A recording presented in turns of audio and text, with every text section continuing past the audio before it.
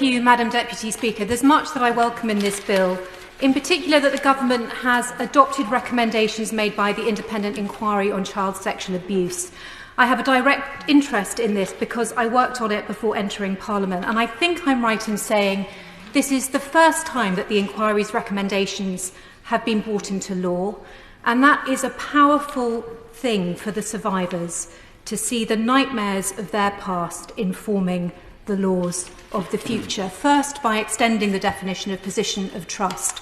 When we looked at sports coaches and we looked at religious leaders, what they shared was status not just in their sphere but also in their community.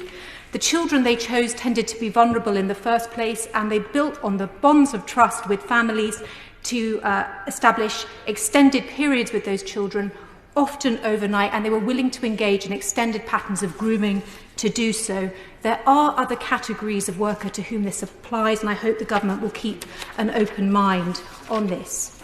It's also a core finding of the inquiry that we are failing to properly protect children against the worst kinds of abuse because offenders can travel abroad and find impoverished and vulnerable children to seriously sexually exploit. So I welcome the extension of the sexual harm prevention orders to limit their ability to travel, to give the Secretary of State the right to list the countries, because we know and the National Crime Agency knows what countries this takes place in.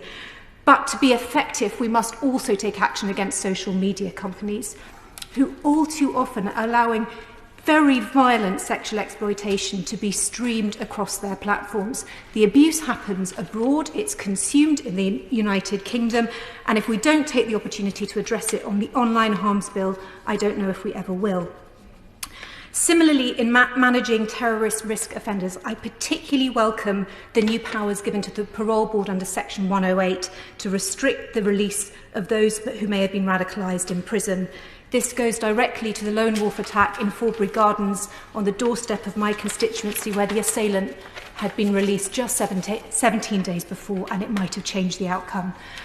I want to close by saying something about violence against women. I cannot accept that this government is not doing all it can to protect women in this bill, but particularly in the context of the domestic abuse bill. It is so rare to have two new sexual offences identified in one piece of legislation, together with the new offence of coercive control. Madam Deputy Speaker, it is of course the case that in the last week a new conversation has crystallised about the safety of women, about the dignity of women, about their ability to move around in public, and attention must be paid to their voices.